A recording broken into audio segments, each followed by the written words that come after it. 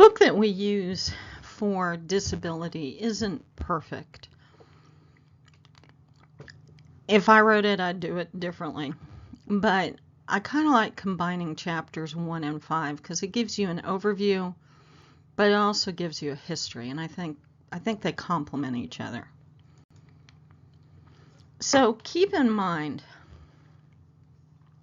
that when we think of disabilities, like if I hadn't forwarded the information on this slide and I had said, okay, class, I want you to picture someone with a disability, the likelihood that you would have pictured someone using a seeing eye dog or a wheelchair or maybe with a cane would have been what came to mind. Because when we think of disabilities, we have a tendency to think of visible disabilities. One of the issues that we run into is that disability also applies to hidden disabilities, so ones that you can't see, like what you find in the DSM, such as, or outside of the DSM, ICD. So like dyslexia, depression, autism spectrum, schizophrenia, multiple sclerosis. You know, it's interesting if you ever read on the internet about someone who was confronted for using a handicap parking spot who wasn't handicapped and someone chewed him out. A lot of times the people who use the handicap spot have a hidden disability, such as fibromyalgia or multiple sclerosis.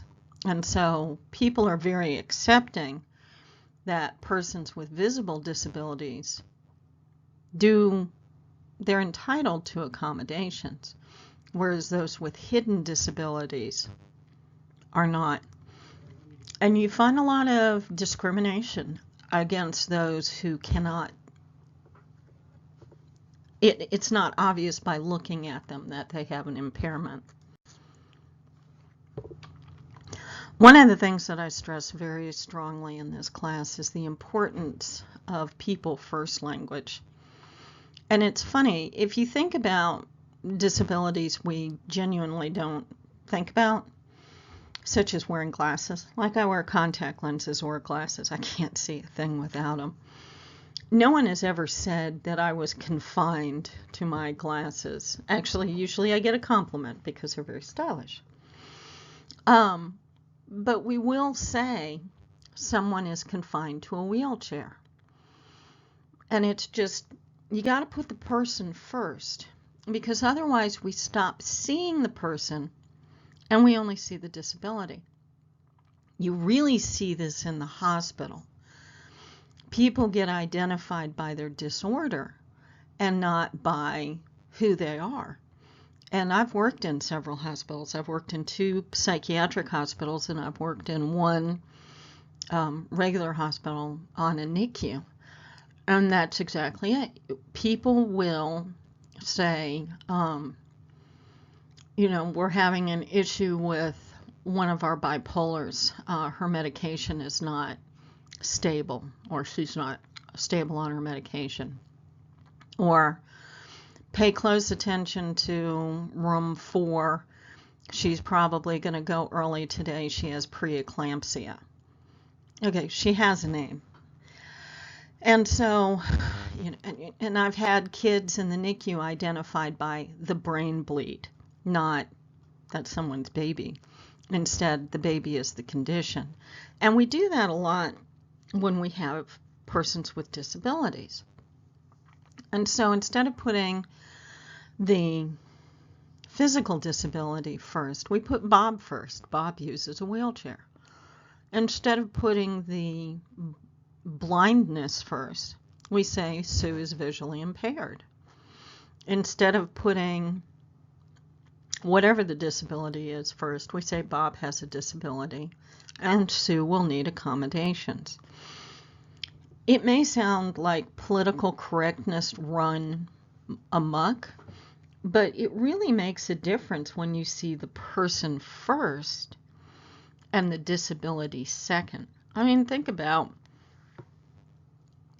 the kinds of discrimination we talk about in this country, isn't it usually based on seeing the person as a member of a certain ethnicity or religion or socioeconomic condition or social group, as opposed to seeing them as individuals? I mean, we've had issues with mayors who use the word thug, where you're putting a person who was may have had some legal problems. You're taking away their personhood, and you're putting first and foremost something related to their behavior, or something that singles them out and makes them different. So if you refer to someone as a thug, you're basically dehumanizing them. And it's not even because it's a negative term. It's just they've lost their personhood, and now they are a label. And that's the same thing when you confine someone to a wheelchair. No, they use a wheelchair. They're still a person. They're not confined. So this is going to sound like political correctness run crazy. And I'm not usually a big politically correct person, but I am very respectful. So follow my logic for a second. In my world, people aren't disabled, because I really don't like that word. We've gotten away from crippled, thank goodness. We've gotten away from handicapped, except for parking spaces. And so we've moved to the word disabled, but I don't think that adequately describes what people who have a disability really are best defined by. Because if your car is disabled, does it function? If you're putting a light fixture up in your kitchen and you have an electrician there, he's going to tell you, or she's going to tell you, disable the fuse box before I start to work on this. Well, when you disable it, what do? Well, you prevent electricity from getting to that fixture so that the electrician doesn't get electrocuted.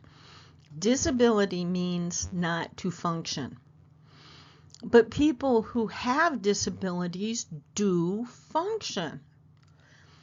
So I know it's really, really a mouthful, and it's probably you can trip over your tongue, but I really wish we could say that someone was alternately abled.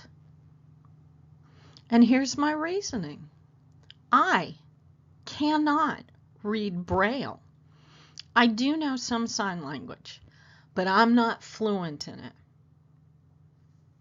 But these are forms of communication, or they're alternatives.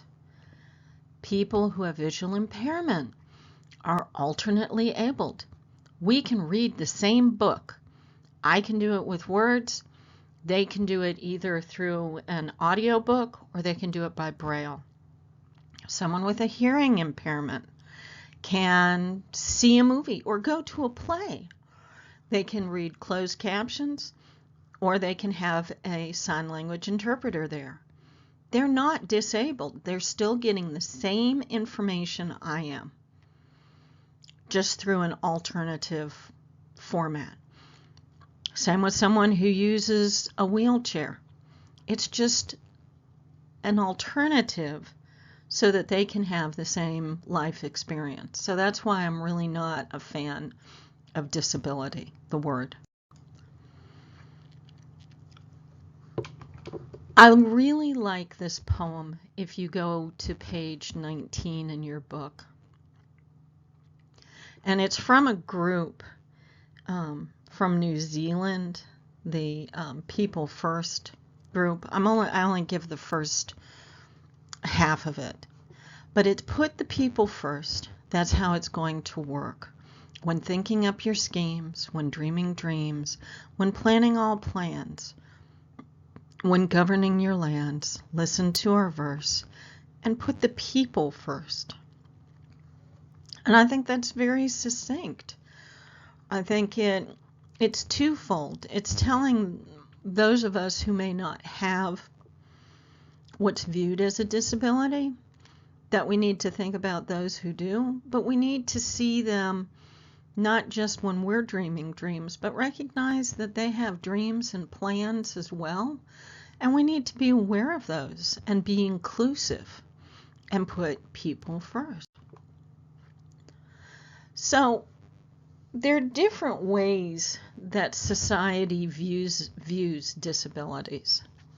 The oldest and most widely practiced is the moral model.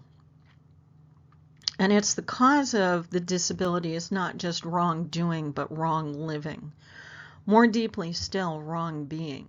In other words, disability, like all forms of social deviance, is explained within a cosmic or moral context. And so there's some shortcoming. In fact, back in the day, kids who were on the autism spectrum or even with emerging schizophrenia, there were experts who believed that it was mom's fault for being an uncaring, unloving mother. And they were called refrigerator moms. That was the moral model. And the reason is we don't want to think that it can happen to just anybody. We want to think that someone who deserves to be disabled or have a disabled kid has one. And so we look at it from a moral standpoint. And if you've ever been around or worked with someone who has a kid with a disability, quite frequently they look for an explanation. You know, why did my kid have blank, blank, blank? What did I do wrong? It was my fault. And so it's kind of ingrained in society that good things happen to good people, bad things happen to bad people. And even though intellectually we know that's not right, we still do it as a society emotionally. It has predominated the line of thought from earliest human culture through the Middle Ages, and you can still see it. We refer to persons with disabilities as perpetual children, a menace to society, ugly and sexless, cursed by God, freaks. You know, even the people who are trying to be kind, and I've worked with some people who've had this said to them, you know, God wouldn't give you more than you could handle. And they don't like hearing that about their child. Like, it's such a negative statement about the child with a disability, but the person saying it doesn't even realize it. And so, yeah, moral model is very judgmental. The medical model started somewhere around the Age of Enlightenment, which would make sense. We're getting away of more godly explanations and looking at more science-based explanations. And people were defined by their biological inadequacies. Quite frequently, it was dehumanizing and it was insidious. They were considered incompetent, they were considered sick, and this is still the most predominant model. You can still hear, you know, object of pity, they're a burden to society, they're incompetent. You know, if you think about what's one of the things that we look at the for those who celebrate Christmas, you know, you've got Dickens's Christmas Carol. What's the big thing there? Well, it's Tiny Tim, and he uses a crutch, and he's, you know, viewed as sickly and an object of pity. And that was part of entertainment, and we still perpetuate it to this day. Ableism. Think in terms of another ism, such as racism. The population that suffers the greatest amount of discrimination is actually the poor. You would think it would be minority populations, but you have a large cross-section of minority populations in the poor, but they don't make up the largest number. The largest group that are poor are persons with disabilities. Ableism precipitates oppression, while the results of oppression, including exclusion, ostracism, reinforce attitudes, actions, and policies of those who oppress. And if you think about it, I mean, you always see people who are successful from all backgrounds, all walks of life, all minority groups. Disabilities is the hardest one. In fact, if someone develops a disability, quite frequently, we don't see them anymore. And I'm thinking of Hollywood. So you think of people these days like, I think Amanda Bynes. She was very popular. She, was on TV. She was a recording artist. And then what happened to her? Well, she probably either developed bipolar disorder or schizophrenia, and she's kind of disappeared from public view. She tried to go to fashion school and wasn't able to stabilize on her medication. Britney Spears had to turn her, wealth over to a conservatorship, and she was institutionalized on a 5150, which in Georgia is a 1013. And again, she disappeared. We hide our persons with disabilities. Part of it is, it's funny, it's actually protecting them from society as opposed to society from them. Most people with disabilities, psychiatric or physical, aren't the problem. Society's intolerance for the difference is the issue, and it's really sad. And so I found this little cartoon, and I thought it was very appropriate. And one of the things I can tell you from a college perspective is that you can receive accommodations, and it's just accommodations. It's leveling the playing field when you get to college. So let's say you have a visual impairment. You can receive accommodations to have like a test enlarged or read to you. If you have an auditory impairment, you can have a note taker in class. If you have physical impairment, you can have a service dog. And so you can see by this little cartoon, sign my cast, check out my stitches, boy, I've got the flu. But then when it comes to a hidden disability like mental illness, no one wants to talk about it, and they keep it hidden. They keep it hidden so much that 50% of kids who were given accommodations in high school for a hidden disability do not even ask for it when they get to college.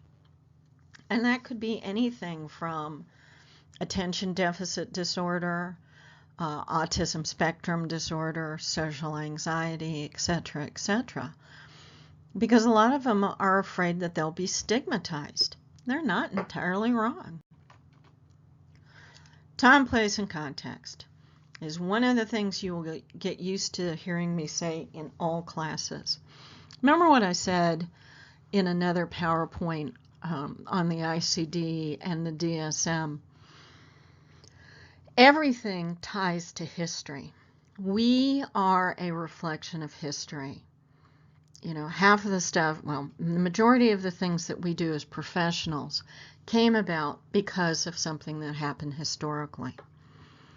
And so, if the VA hadn't recognized shell shock, which is now modern day post-traumatic stress, we wouldn't be addressing post-traumatic stress. It had to come from something, and it came from the VA. And so time, place, and context is important. The example I use in the past has been Barack Obama and Mitt Romney.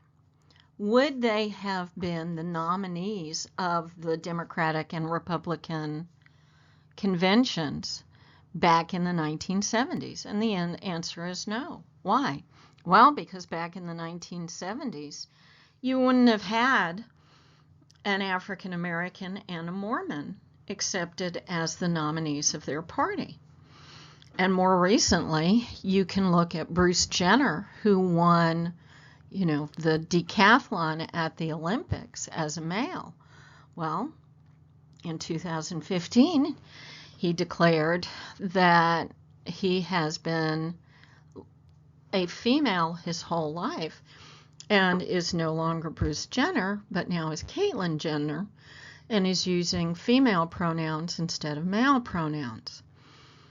Could Caitlyn Jenner have competed at the time that Bruce Jenner did? No. In fact, it had to be probably 2015 before she was accepted because of time, place, and context. We live in a very, very different world in 2015 than 1976. And so you always have to think about what's happening at the time historically and politically. Wars play a big role in changes to disability law, mental health, and substance abuse services. Who is in office, who is on the Supreme Court makes a big difference.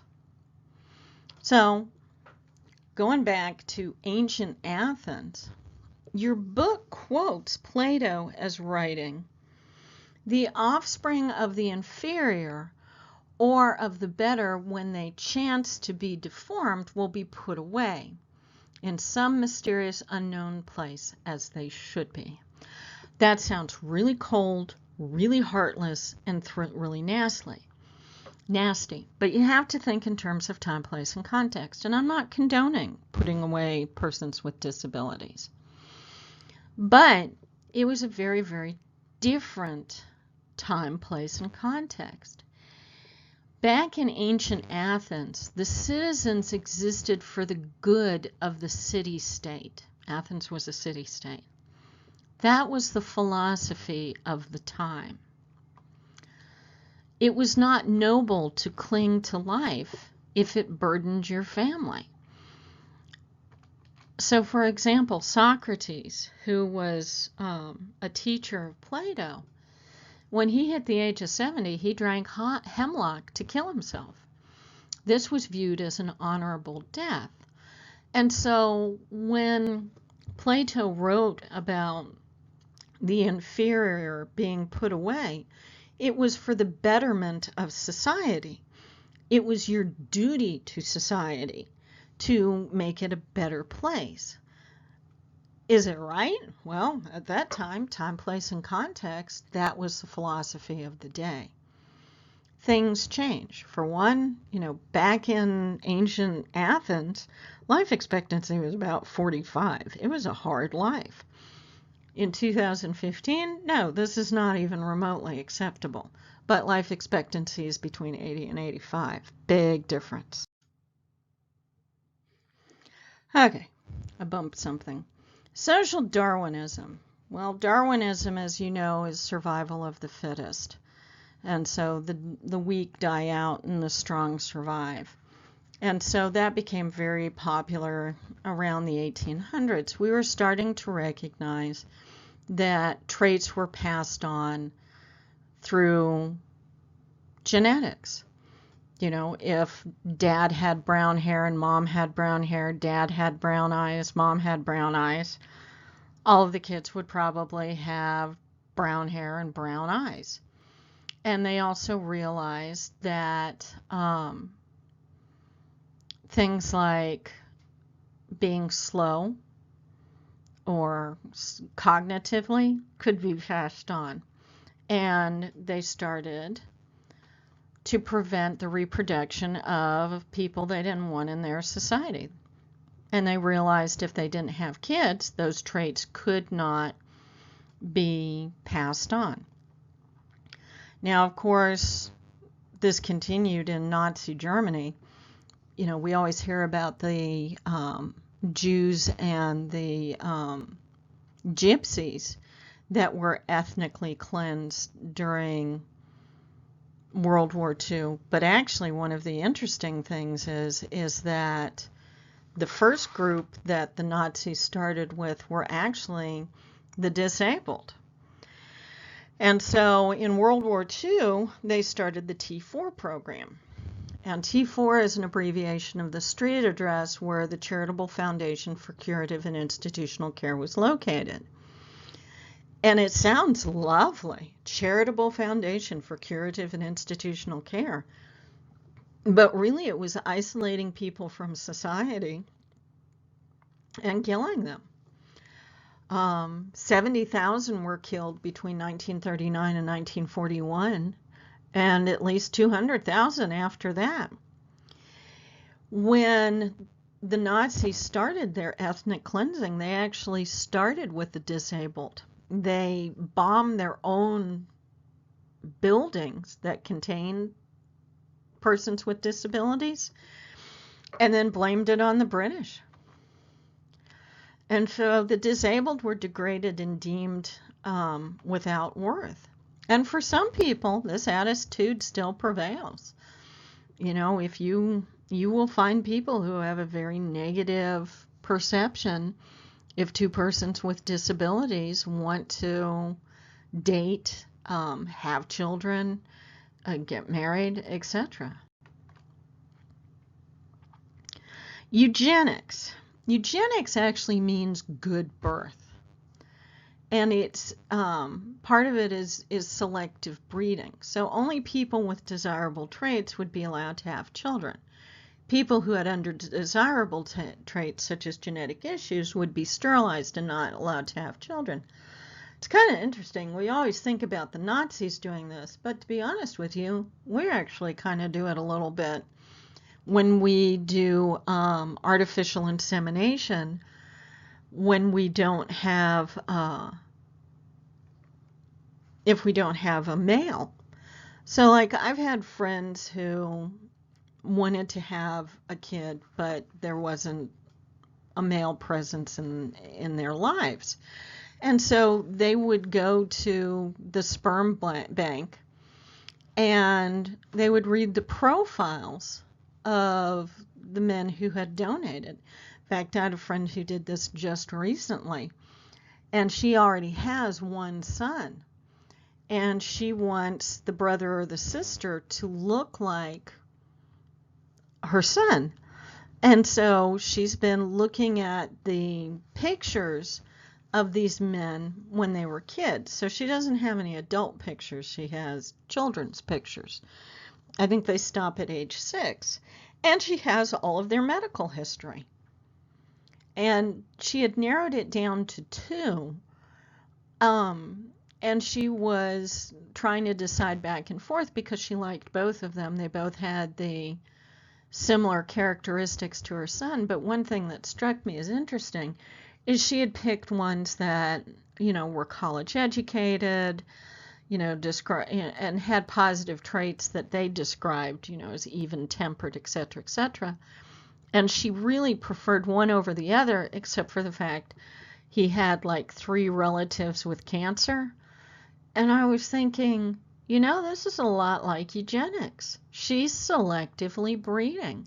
She's trying to get rid of the undesirable and going with the desirable. It just kind of, you know, fascinated me that here we are, you know, this far advanced, and actually we're doing the same thing.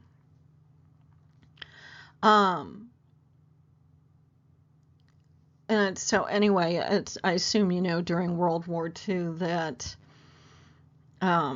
Hitler was trying to breed the master race, you know, blonde hair, blue eyes. But the interesting thing is that eugenics was popular around the world. You know, for a while, 31 states had eugenics laws forcing sterilization of undesirable people up until World War II. So if you had someone who had Down syndrome or cerebral palsy or any other, dwarfism, these people were sterilized so that they could not pass their genetics on to the next generation. Sweden didn't stop doing this until 1976. And same with North Carolina. North Carolina had forced sterilization from 1921 to 1976, and they're still tangled in lawsuits with the state of North Carolina resisting the payment for sterilizing women without having told them that that's what they were doing. The issue is several hundred genetic disorders can be identified through prenatal testing. So if you're going to have a baby, before your baby is born, you can have that baby tested for cystic fibrosis, trisomy 18, trisomy 21, hemophilia, Fragile X syndrome, sickle cell anemia, Tay-Sachs disease, spina bifida. But the interesting thing is if you choose to abort a baby, and if you don't want to call it a baby, that's fine. You can call it a fetus. That's the medical term. If you abort a fetus because you are removing a genetic anomaly from the gene pool, is that not the same as eugenics? You're trying to do good breeding. So is abortion for genetic reasons, because parents don't want to raise a child with disability, eugenics?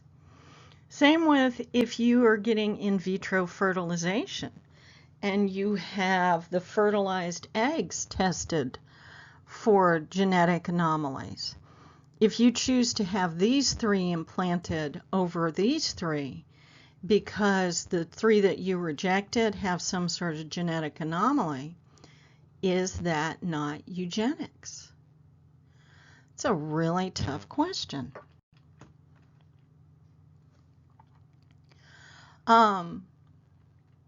So of course around the 1960s we had some radicalism, and of course we had the civil rights movement, and really disability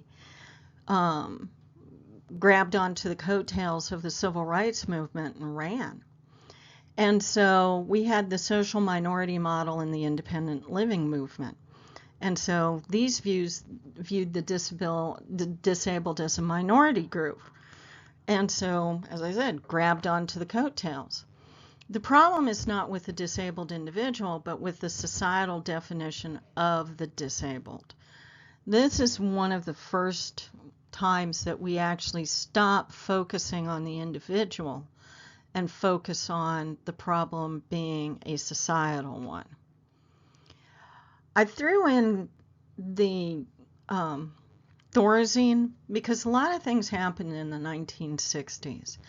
One of them is the institutions were emptied out. You can thank President Johnson for that. And I'm not arguing with that. But that is when we had deinstitutionalization and Johnson's Great Society was envisioned.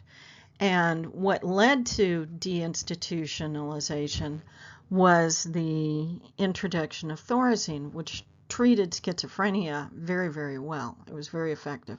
Came with some nasty side effects, but if you caught the side effects before they became permanent, it was very effective in controlling schizophrenia. And so prior to deinstitutionalization, you could easily put someone in an institution and they could not sign themselves out. So if you didn't want to be burdened with a family member that had X, Y, and Z, you could get rid of them very easily. And what Johnson's administration did was empowered people and say, you know what, you have a right to exist in society, and have your care managed from outside instead of inside. And that's where the community service boards came up. But of course, Johnson was not reelected. He actually didn't run, and Nixon was much more conservative. And so his Great Society was never realized, and the community service boards never materialized into what they were supposed to be, which is why we have a very large homeless population with psychiatric issues, because they were not cared for. The foundation for the social and minority model came from the National Defense Act. Again, think World War I. As a direct result of disabled veterans from World War I, so providing job training, adjustments, and counseling. Then we had the National Rehabilitation Act of 1920, and it went on focusing on soldiers to the public at large. Funds were provided for job counseling, job adjustment, job placement, and accommodations, so things like prosthetic limbs. In 1935, we moved into Social Security, and it was permanent public assistance for the elderly, blind, and children with disabilities. So this was under the Roosevelt administration after the Great Depression. 1956, think of, we're out of World War II, and we're about to head into Korea. So in 1956, SSDI, we expanded the Social Security Act of 1935 to include all persons with disabilities. We had a lot of World War II vets who needed extra help.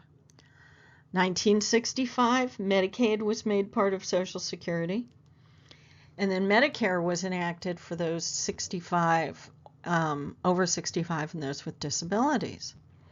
1974, SSI for persons with disabilities.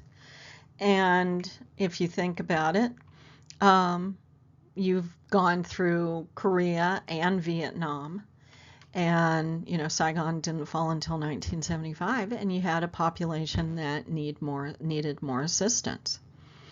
1948, the President's Commission on the Employment of the Handicapped was concerned primarily with vets from World War II. And that makes sense. 1948.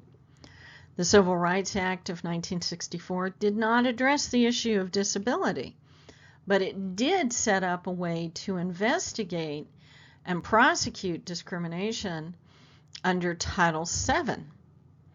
Equal Employment Opportunity Commission and Justice Department were charged with enforcing non-discrimination aspects of the law. We get the Rehabilitation Act of 1973, which is civil rights for people with disabilities. Many colleges handled this through the Office of Affirmative Action. Remember, a lot of it is tied into the civil rights movement. If it wasn't for civil rights, the Rehabilitation Act of 1973 never would have happened. And that's just a true story. And it prohibits discrimination against the disabled in any program receiving federal funding. It established the Rehabilitation Service Administration within the Department of Health and Human Services, and it established rules for that all consumers receiving rehabilitation services must have an individualized written program to ensure their input into their services. So you can see, again, the model is changing. The model is no longer society telling them what's wrong with them. It is they are empowered and advocating for themselves. They are telling us this is what society needs to do. Okay, continuing, we also created the Architectural and Transportation Barriers and Compliance Board, which meant that you had to start accommodating people who used your buildings that received federal funds. This is where we got wheelchair ramps. This is where we got handicapped accessible bathrooms. This is where we got Braille in elevators. Same with if you had public transportation that utilize you needed to allow for things like service dogs and wheelchairs. It's interesting, the United Kingdom is behind us on this, and there's still a fight. We still have a moral model, even to this day. They accommodate their buses with a place where you can actually lock a wheelchair in and you can remain in your wheelchair. Well, a lot of people in the UK use prams, baby strollers, and they're the big ones, not the little ones. And so people have been parking their prams in the wheelchair spot as opposed to allowing someone with a wheelchair to use that spot. And there's currently a court case going on in the United Kingdom where a man had an appointment, and we'll just call it downtown. He had an appointment downtown, and he tried to get on a bus, but the spot where he could put his wheelchair was occupied by a pram. And the woman who had the baby refused to move the pram because there was a baby in it. And the bus driver did not tell her she had to move it. Well, not every bus is wheelchair accessible. And so he had to wait over an hour for another bus to come around so he could use their wheelchair accessible section. And it's funny, I've been following this story because I'm curious to see what the outcome is because of my interest in the disability laws. But there's a lot of support for the woman with the pram. You would think that they would think she was selfish. She could have collapsed the pram and held the baby on her lap, etc., etc. But those are the kinds of issues that persons with disabilities have to deal with because of the way society views them. How many times have people parked in handicapped parking spots? How many times have people used a handicapped bathroom when they didn't actually need to? And it's still tough. Even this many years later, there are still issues. Section 503, Affirmative Action Plan for those with disabilities. Section 504 is the legal foundation of the Americans with Disabilities Act. 1975, the Equal Education for All Handicapped Children Act. This is huge. This is known as IDEA, Individuals with Disabilities Education Act. This is a historic law that stipulates that education be provided at public expense for all children, including children with disabilities. Public Building Act of 1983 strengthened the amendments from 1968. Continuing on, Congress reauthorized EHA in the 1990s and changed the name. It was modified in 1996, about the time that we were also blowing up welfare. The age range covered is from 3 to 21, and it is known as IDEA. It calls for the education of children with disabilities to be provided in the most open, normal, and least restrictive environment as possible. This is known as inclusion. So no longer do you separate kids out so that they go to the special ed classroom as opposed to the regular classroom. In fact, the way it's supposed to work is if you have kids who are in a regular classroom who need extra help, the way it's supposed to work, if it's an invisible disability, is there will be a classroom assistant who's available for all the students, but will probably spend predominant amount of time with the ones that need extra attention. Now, sometimes the disability isn't hidden, but you still can have an assistant in the classroom. You're trying for inclusion to make the child feel as part of the classroom as possible. The thing you have to remember about IDEA is it is an entitlement. Parents who bring lawsuits related to IDEA have a tendency to win because their kid is entitled. And sometimes they don't get what they're entitled to because people don't tell them what they're entitled to. So, for example, let's say you have a child who is on the autism spectrum, and your school really isn't equipped to handle this child's special needs. But there happens to be a school right there that is for persons with autism.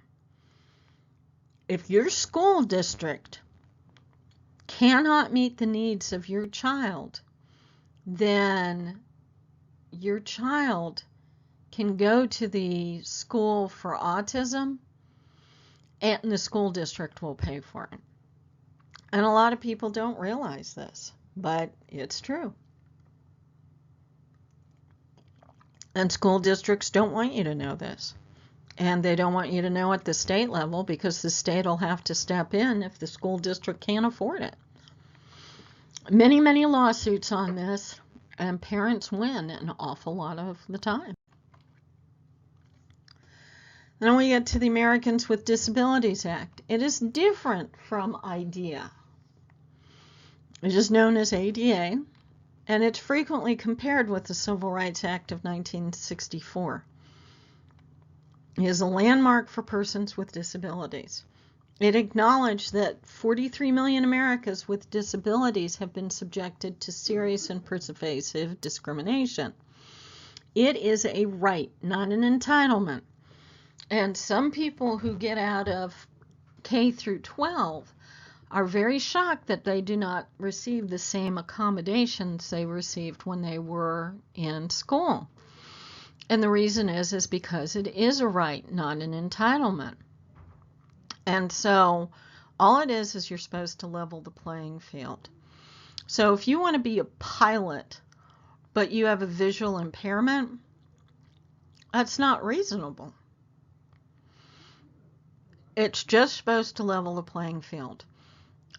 So you can be on equal footing.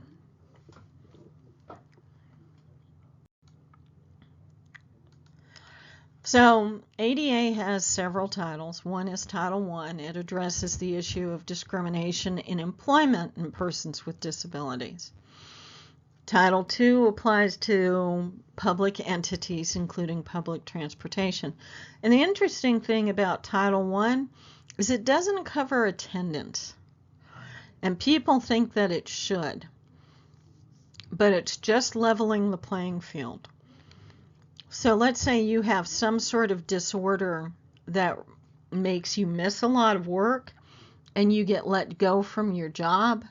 You're not going to have a recourse under Title I. Now, you may be able to say, you know, they should have offered me emergency medical leave as opposed to firing me. That's not ADA. That's totally different. Because under ADA, attendance is not a reasonable accommodation. However, if you need assisted technology, that is reasonable.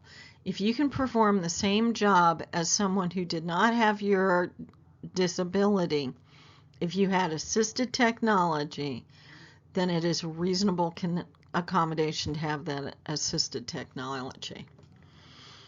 Title II applies to ADA and public entities, including public transportation. That's why you'll see wheelchair spots on buses.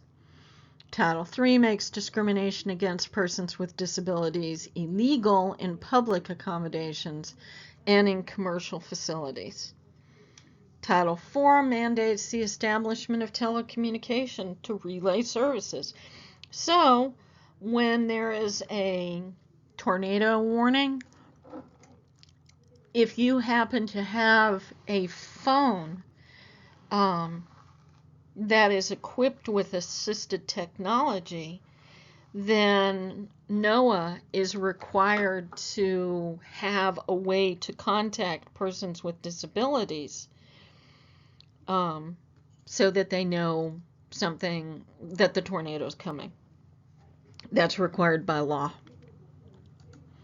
Title V contains several miscellaneous provisions and exclusions. I know this is an odd slide to end on, but I wanted to throw this in here because we do cross the two streams with psychiatric disorders and also with disability, even though they're all on the same sheet of music. So I wanted to conclude with mental disorders so that you'll remember pretty much anything that we cover in this class is going to fall under disability. So a mental disorder is clinically important collection of symptoms, these can be behavioral or physiological, that cause an individual distress, disability, death, or loss of freedom. Mental disorders describe the disease process, not the people. I wanted to point that out from your DSM-5 Made Easy because it also practices people first language. And I feel like this PowerPoint comes full circle because you can see both of your books are saying, look at the people. They're not their disease or their disability. It's a process, and it's something that we can help people with so that they can educate us as to what their needs are. Very, very important.